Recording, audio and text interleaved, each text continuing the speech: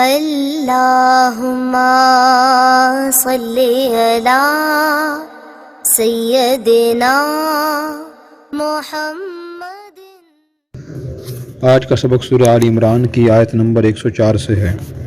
اعوذ باللہ من الشیطان الرجیم، بسم اللہ الرحمن الرحیم۔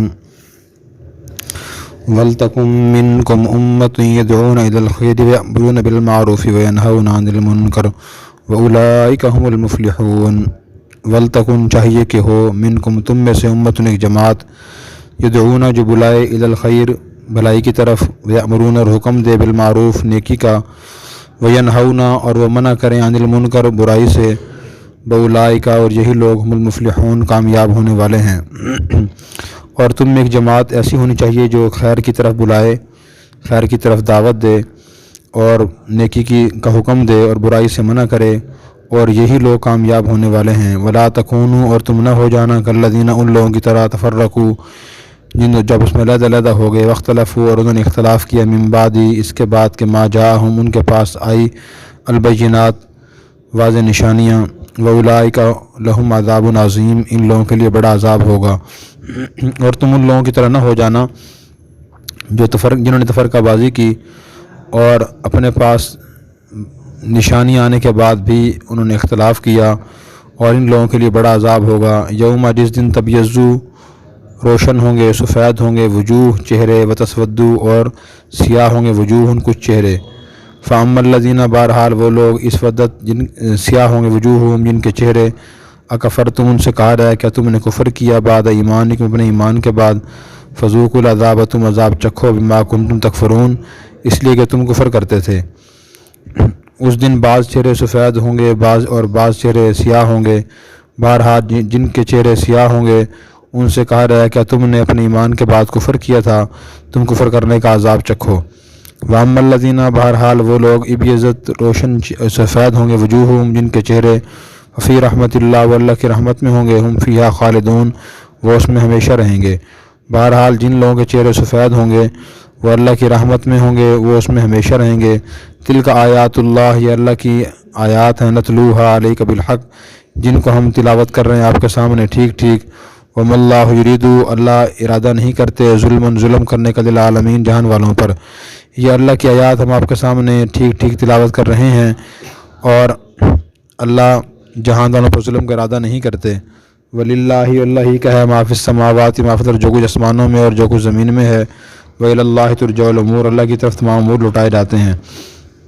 کنتم خیر امہ تم بہترین امت ہو، اخرجت للناس جو نکالی گئی ہے لوگوں کے لیے، تأمرون بالمعروف تم حکم کرتے ہو نیکی کا، وتنہون عن المنکر اور تم منع کرتے ہو برائی سے، وتؤمنون باللہ اور تم اللہ پر ایمان لاتے ہو، ولو آمن اہل الکتاب اگر ایمان لے آتے اہل کتاب، لکان خیر لہم ان کے لیے بہتر ہوتا، منہم المؤمنون ان میں سے بعض لوگ مومن ہیں، واکثرہم الفاسقون ان میں سے اکثر لوگ نافرمان ہیں۔ تم بہترین امت ہو جو لوگوں کے فائدے کے لیے نکالی گئی ہے، تم نیکی کی تلقین کرتے ہو اور برائی سے منع کرتے ہو، اور تم اللہ پر ایمان لاتے ہو۔ اگر اہل کتاب بھی ایمان لاتے ان کے لیے بہتر ہوتا، ان میں سے بعض لوگ مومن ہیں اور اکثر لوگ نافرمان ہیں۔ لن یضروکم وہ ہرگز تمہیں تکلیف نہیں پہنچا سکیں گے، الا اذی مگر معمولی تکلیف، یہ تمہیں نقصان نہیں پہنچا سکیں گے وہ مگر معمولی تکلیف۔ وَإِن یقاتلوکم اگر وہ تم سے لڑیں گے، یولوکم الادبار تم سے پشت پھیر لیں گے، ثم لا ینصرون پھر ان کی مدد نہیں کی جائے گی۔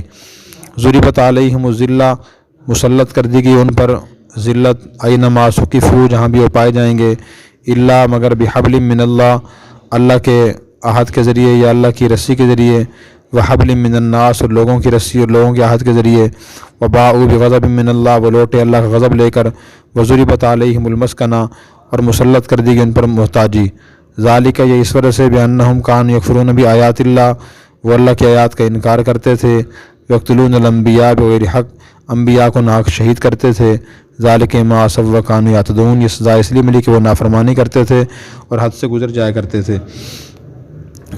ان یہودیوں پر ذلت مسلط کر دی گئی ہے، وہ جہاں بھی پائے جائیں گے، ہاں مگر اللہ کے اور لوگوں کے عہد کے ذریعے، اور وہ اللہ کا غضب لے کر لوٹے اور ان پر محتاجی مسلط کر دی گئی ہے، بے شک وہ اللہ کی آیات کا کفر کرتے تھے اور انبیاء کو ناحق شہید کرتے تھے، یہ اس وجہ سے کہ وہ نافرمانی کرتے تھے اور حد سے گزر جایا کرتے تھے۔ لیسو سوا، وہ سب برابر نہیں ہیں، من اہل کتاب، اہل کتاب میں سے امتن قائمہ، ایک امت، ایک جماعت کھڑی ہے، یتلون آیات اللہ، وہ تلاوت کرتی ہے اللہ کی آیات، آنا اللیل، رات کے اوقات میں، وہ مسجدون، وہ سجدہ کرتے ہیں۔ وہ سب برابر نہیں ہے، اہل کتاب میں سے ایک جماعت ایسی ہے جو اللہ کی آیات کی تلاوت کرتی ہے رات کے اوقات میں، وہ سجدے بھی کرتے ہیں۔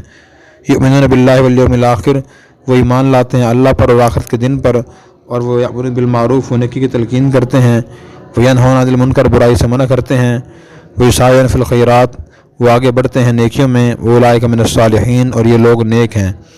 وہ اللہ پر ایمان لاتے ہیں اور آخرت کے دن پر ایمان لاتے ہیں، اور نیکی کی تلقین کرتے ہیں اور برائی سے منع کرتے ہیں اور نیکیوں میں جلدی کرتے ہیں، یہی لوگ نیک ہیں۔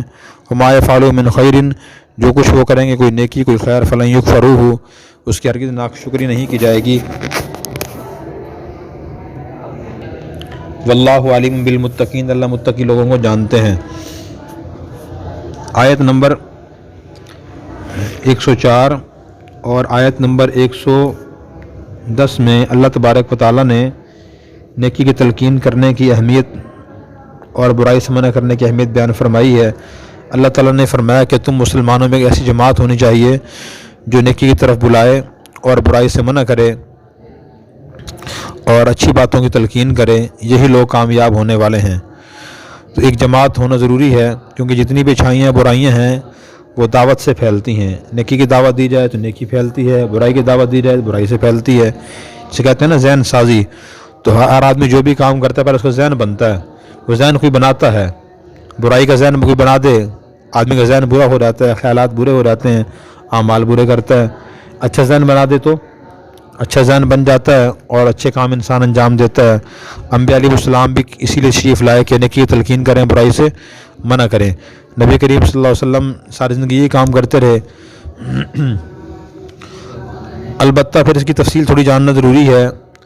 نیکی کی تلقین، نیکی کا مفہوم جو ہے بہت وسیع ہے۔ اس نیکی کے مفہوم میں جو بنیادی عنوان ہے نا، وہ ہے اتباع القرآنی والحدیث، قرآن کریم اور حدیث کی اتباع اور پیروی، یہ ہے خیر۔ ٹھیک ہے، اس کی اتباع کرنی چاہیے ہر مسلمان، چاہے خود ان چیزوں کو سمجھے، عمل کرے ان کے مطابق، اور اپنے قریب کے جو لوگ ہیں خاص طور پہ ان کی فکر کرے کہ وہ بھی نیکی کرنے کی کوشش کریں، برائی سے منع کریں۔ آج کل کون نیکی کی تلقین کر رہا ہے، برائی سے کون منع کر رہا ہے؟ بہت سے لوگ کر رہے ہیں۔ سب سے بڑی جو نیکی کی تلقین کر رہے ہیں وہ علماء کر رہے ہیں، مدارس میں خاص طور پہ۔ وہ اس طرح کے قرآن کریم کا مکمل ترجمہ، تفسیر اور نئی پاک کی لاکھوں حدیث، سارے مسائل شریعت ہر بڑے مدرسے میں پڑھائے جاتے ہیں۔ علماء درس قرآن دیتے ہیں، جمعہ کے دن بیان کرتے ہیں۔ نیکی کی تلقین ہے، برائی سے منع ہے یہ۔ اس کے علاوہ بھی جماعتیں کام کر رہی ہیں، وہ چھوٹے پیمانے پہ نیکی کی تلقین ہوتی ہے، کسی کو نماز سکھا دی، نماز درست کرا دی، وضو کا طریقہ سکھا دیا، اور معمولی تلقین ہوئی۔ بڑی تلقین کہاں ہوتی ہے؟ وہ مدارس میں ہوتی ہے۔ بہرحال ہر مسلمان کو کرنی چاہیے۔ اللہ تعالیٰ نے پھر یہ فرمایا کہ تم میں سے ایک جماعت ہونی چاہیے، منکم امت، ایک جماعت۔ جماعت اس لیے فرمائی کہ نیکی کی تلقین کرنے کے لیے نیکی کا علم ہونا بھی ضروری ہے، کون کون سے کام نیکی کے ہیں، اور برائی سے منع کرنے کے لیے برائیوں کو معلوم ہونا بھی ضروری ہے۔ اگر آدمی کے پاس شریعت کا علم نہیں ہوگا، قرآن کریم کا مکمل تفسیر اس نے نہیں پڑھا، مسائل شریعت نہیں پڑھے، نبی پاک کی لاکھوں حدیث نہیں پڑھی، یہ ہزاروں بھی نہیں پڑھی اس نے، تو وہ ممکن ہے کہ وہ نیکی کو گناہ سمجھے، گناہ کو نیکی سمجھ بیٹھے گا، اور جن چیزوں سے منع کرنا ہے ان کی ترغیب دے رہا ہوگا، اور جن چیزوں سے ترغیب دینی ہے ان سے وہ منع کر رہا ہوگا۔ ایسا بھی ہوتا ہے جیسے کہ بہت سے عوام الناس سنی سنائی باتوں کی تلقین کرتے رہتے ہیں آگے، اور برائیوں کی تلقین کر رہے ہوتے ہیں۔ اس لیے اس کا علم ہونا بھی ضروری ہے۔ اللہ تعالیٰ نے اس لیے فرمایا کہ تم میں سے ایک جماعت ہونی چاہیے۔ اس لیے مفسرین نے فرمایا کہ نیکی کی تلقین، برائی سے منع کرنا یہ فرض کفایہ ہے۔ جیسے جہاد فرض کفایہ ہوتے ہیں عام حالات میں، اور جنازے کی نماز فرض کفایہ ہوتی ہے، کچھ ایک جماعت بھی کرتی رہے، جنازے کی نماز کچھ لوگ پڑھ لیں، فرض ادا ہو جاتا ہے۔ اسی طرح جہاد کچھ لوگ کریں اور وہ کافی ہو جائیں، فرض کفایہ ادا ہو جاتا ہے۔ تو نیکی کی تلقین، برائی سے منع کرنے کی جماعت ہو اور وہ کافی ہو جائے تو فرض کفایہ ادا ہو جاتا ہے۔ پھر جو فرض کام ہے تو اس کی دعوت دینا فرض ہے، واجب کام کی دعوت دینا واجب ہے، نفل کام کی دعوت دینا مستحب ہے، سنت کام کی دعوت دینا، بلانا اور ترغیب دینا سنت ہے۔ اسی طرح جو حرام کام ہے اس سے بچانے کی تلقین کرنا یہ فرض ہے۔ مکروہ کام ہے تو اس سے بچنے کی تلقین کرنا یہ سنت ہے، اور جو مستحب کام ہے ٹھیک ہے، جو اس سے مکروہ تنزیہی ہے اس سے بچنے کی ترغیب دینا ہی مستحب ہے۔ تو یہ جاننا بھی ضروری ہے کہ آدمی جس کام سے منع کرنا چاہتا ہے وہ ممنوع کام کس درجے کا ہے۔ یہ نہ کہ آپ ایک مستحب کام سے منع کر رہے ہیں اس پہ اتنا زور دیں اس سے اتنا منع کریں، بلکہ مستحب نہیں، مکروہ کام سے اتنا آپ منع کریں کہ کہیں حرام کام ہو جائیں، اس کی بھی اجازت نہیں ہے۔ اور اسی طرح کسی سنت کام کی اتنی تلقین کریں کہ وہاں کہیں حرام کام شروع ہو جائیں، لڑائی ہو جائے، گالی گلوچ شروع ہو جائے، تان و تشنی شروع ہو جائے، اس کی بھی اجازت نہیں ہے۔ یہ بھی دیکھنا ضروری ہے کہ کس درجے کی خیر ہے، کس درجے کا شر ہے، اس کو دیکھ کے تلقین کرنا ضروری ہے۔ قرآن کریم اور حدیث مبارکہ میں اس کی بہت زیادہ تلقین کی گئی ہے کہ مسلمان نیکی کی تلقین کریں، برائی سے منع کریں۔ قرآن کریم میں ایک آیت میں اللہ نے ایک اور آیت میں فرمایا قوا انفسکم واہلیکم نارا، تم لوگوں مسلمانوں تم خود کو اپنے گھر والوں کو جہنم کی آگ سے بچاؤ، ٹھیک ہے۔ نبی کریم صلی اللہ علیہ وسلم نے نیکی کی تلقین نہ کرنے، برائی سے منع نہ کرنے کی وعیدیں بیان فرمائی ہیں۔ ایک حدیث میں آپ نے ارشاد فرمایا کہ حدیث کا مفہوم یہ ہے کہ تم نیکی کی تلقین کرتے رہو، برائی سے منع کرتے رہو۔ اگر تم ایسا نہیں کرو تو ممکن ہے کہ تم اللہ سے دعا کر، اللہ تمہاری دعائیں قبول نہ کرے۔ تو اکثر لوگ نیکی کی تلقین نہیں کرتے، برائی سے منع بھی نہیں کرتے۔ اس کا فائدہ دوسرے کو بھی ہوتا ہے تلقین کرنے کا، خود کو فائدہ بھی ہوتا ہے، خود آدمی کو یاد دہانی ہوتی رہتی ہے۔ گھروں میں دیکھیں دین سے دوری عام ہے، لوگ 60 سال تک نماز پڑھتے رہتے ہیں، نماز تک انہوں نے سیکھا ہی نہیں، قرآن نہیں پڑھنا سیکھا، بہت سے لوگوں نے پڑھتے ہیں، غلط سلط پڑھتے ہیں، نماز کے مسائل کے علم نہیں ہے، بنیادی اخلاق کا پتہ نہیں ہے، لیکن کسی کو ہم کہتے ہی نہیں ہیں۔ تو عوام الناس میں اور عام آدمی کے لیے سب سے بہتر طریقہ نیکی کی تلقین کا یہ ہے کہ اچھی کتاب لے لے، اپنے گھر میں، دوستوں میں، ساتھیوں میں وہ کتاب پڑھ کے سنائے۔ اچھی سی کتاب کو لے لے کسی عالم و مشورے سے، مثلاً کتاب اس رسول اکرم صلی اللہ علیہ وسلم مسائل کے لیے بہتری زیور ہے تو اس کے آدمی تلقین کرے۔ تفسیر کے لیے آسان ترجمہ قرآن یا بیان القرآن ہے تو ان کو لے کے لوگوں کو روزانہ پڑھ کے سنائے، یہ بہترین طریقہ ہے نیکی کی تلقین کرنے کا۔ اسی طرح آپ صلی اللہ علیہ وسلم نے یہ بھی ارشاد فرمایا کہ بنی اسرائیل میں سے کی بستی میں اللہ تعالیٰ نے عذاب بھیجنا چاہا تو جبرائیل علیہ السلام سے فرمایا کہ جاؤ پوری بستی کو الٹ دو۔ جبرائیل علیہ السلام نے عرض کیا کہ اللہ اس بستی میں ایک ایسا بندہ بھی ہے جس نے آپ کی ایک نافرمانی بھی نہیں کی، اس کو بھی لٹ دوں، میں اس کو بھی لٹ دوں، وہ بھی گناہ گار ہے، اس کی وجہ خود تو نیک کام کرتا ہے لیکن دوسروں کو نیکی کی تلقین نہیں کرتا، گناہ سے منع نہیں کرتا۔ تو یہ کرنا ضروری ہے۔ اگر آدمی خود نیک بن بھی جائے، گھر والے نیک نہ ہوں، اس کے بہن بھائی نیک نہ ہوں، اس نیک آدمی کو چلنے نہیں دیں گے، وہ اسے روکیں گے، رکاوٹ ڈالیں گے، بحث کریں گے، لڑائی کریں گے، اس سے نیک کام سے روکنے کی کوشش کریں گے۔ تو خود دین پہ قائم رہنے کے لیے بھی نیکی کی تلقین کرنا ضروری ہے اپنے گھروں میں، دوستوں کو۔ پھر اس کے بعد فرمایا کہ تم بنی اسرائیل کی طرح نہ ہو جانا کہ ان کے پاس دلائل آ گئے، تورات آ گئی، پھر بھی انہوں نے اختلاف کیا ضد کی وجہ سے، تو فرقے بن گئے۔ وہ حدیث میں آتا ہے کہ بنی اسرائیل 72 فرقوں میں تقسیم ہوئے، میری امت 73 فرقوں میں تقسیم ہو گئی۔ صحابہ نے پوچھا کہ یا رسول اللہ کامیاب کون ہے؟ فرمایا ما انا علیہ و اصحابی، جو میرے صحابہ کے طریقے پر ہوں گے وہ کامیاب ہوں گے۔ اس کا مطلب یہ ہے کہ جن کے عقائد، اعمال و اخلاق دین کے مطابق ہوں گے وہ لوگ کامیاب ہوں گے، اس کی ہمیں کوشش کرنی چاہیے۔ پھر اس کے بعد آیت نمبر 6 فرمایا کہ قیامت دن بعض لوگوں کے چہرے سفید ہوں گے، بعض کے چہرے سیاہ ہوں گے، جن کے سیاہ ہوں گے ان سے کہا رہا ہے تم نے ایمان کے بعد کفر کیا تھا، تم عذاب چکھو کفر کرنے کی وجہ سے۔ تو سیاہ چہرے کن کے ہوں گے؟ مفسرین نے فرمایا کہ مراد یہ مرتد لوگ ہوں گے اور منافقین ہوں گے۔ اور سفید چہرے کس کے ہوں گے؟ اہل سنت والجماعت کے۔ اہل سنت والجماعت کون ہیں؟ وہ نہیں کہ جن کا نام اہل سنت والجماعت ہے، جن کے کام اہل سنت والجماعت والے ہیں، عقائد، اعمال، اخلاق، معاملات، معاشرہ جن کی سنت کے مطابق ہے اور صحابہ کی جماعت کے مطابق وہ اہل سنت والجماعت ہیں، ان کے چہرے سفید ہوں گے۔ جن کے چہرے سفید ہوں گے وہ اللہ کی رحمت میں ہوں گے، یعنی جنت میں، اس میں ہمیشہ رہیں گے۔ تو فرمایا کہ ہم آپ کے سامنے اللہ کی آیات تلاوت کر رہے ہیں، سچی آیات ہیں، اللہ لوگوں کو ظلم کرنا نہیں چاہتے لیکن لوگ خود گناہ کر کے ظلم کا مستحق ہوتے ہیں۔ پھر اس کے بعد آیت نمبر 110 میں بھی یہ بات فرمائی کہ تم بہترین امت ہو، لوگوں کے فائدے کے لیے نکالی گئی ہو۔ میں نے پہلے تمہیں عرض کیا کہ ہمیں بہتر کیوں ہیں ہم، کہ لوگوں کو فائدہ پہنچاتے ہیں، نیکی کی تلقین کرتے ہیں، برائی سے منع کرتے ہیں۔ جن لوگوں میں یہ صفات ہیں تو وہ بہتر ہیں، جو خود نیک عمل نہیں کرتے، دوسروں کو تلقین نہیں کرتے تو وہ بہتر نہیں ہیں۔ تو آیت تو نازل ہوئی صحابہ کرام کے بارے میں کہ تم صحابہ بہترین امت ہو، لیکن یہ اس کا مصداق پوری امت ہے جو یہ نیک کام کرتی ہے۔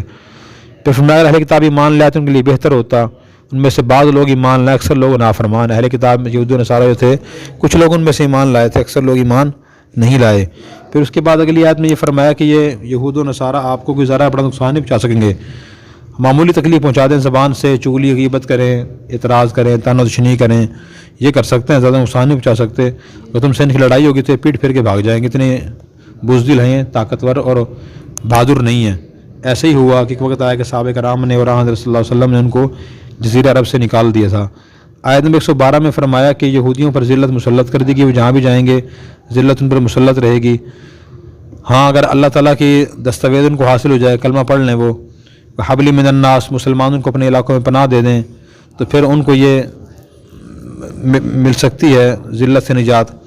آج بھی اسرائیل میں جو یہودی آباد ہیں اسرائیل میں، تو وہ عیسائیوں کے ماتحت ہیں، اپنی مستقل ذاتی ان کی حکومت نہیں ہے۔ پھر فرمایا اللہ غضب لے کے وہ لوٹے اور محتاجین کو مسلط کر دی گئی ہے، اس لیے کہ وہ اللہ کی آیات کا انکار کرتے تھے، انبیاء کو ناک شہید کرتے تھے، اللہ کی نافرمانیاں کرتے ہی رہتے تھے اور حد سے بڑھ جایا کرتے تھے۔ آدمی سے نافرمانی ہو رہے توبہ کر لے، اتنا بڑا عذاب نہیں آتا، حد سے بڑھتا رہے پھر اس پہ عذاب بہت بڑا آتا ہے۔ پھر اس کے بعد آیت نمبر 113 میں فرمایا کہ سارے اہل کتاب برابر بھی نہیں ہیں، ان میں سے کچھ لوگ نیک بھی ہیں جو راتوں کو اللہ کی آیات کی تلاوت کرتے ہیں، سجدہ کرتے ہیں۔ یہ کون تھے؟ عبداللہ بن سلام رضی اللہ عنہ اور دوسرے مسلمان جو یہودی مسلمان ہو گئے تھے، اللہ پر ایمان لاتے ہیں، آخرت پر ایمان لاتے ہیں، نیکی کی تلقین کرتے ہیں، برائی سے منع کرتے ہیں، نیک کاموں میں آگے بڑھتے ہیں، یہی لوگ نیک ہیں۔ جو بھی نیک کام یہ لوگ کریں گے وہ ضائع نہیں ہوگا، اللہ تعالیٰ اس کا اجر ان کو عطا فرمائیں گے۔ اس سے معلوم ہوا کہ بندہ جہاں کسی برے کی برائی بیان کرے کسی قوم کے لوگوں کی، تو وہاں سب کو ایک لاٹھی سے نہ ہانکے، اچھے لوگوں کی وہاں تعریف بھی کرے جو اچھے لوگ ہیں۔ اللہ ہمیں قرآن سمجھ کر عمل کرنے کی توفیق عطا فرمائے۔ اور اگر آپ نے ابھی تک ہمارا چینل سبسکرائب نہیں کیا تو فوراً سبسکرائب کیجئے، ساتھ ہی بیل آئیکن پر کلک کریں تاکہ مزید آنے والی ویڈیو ہے وہ آپ کو وقت پر ملتی رہیں۔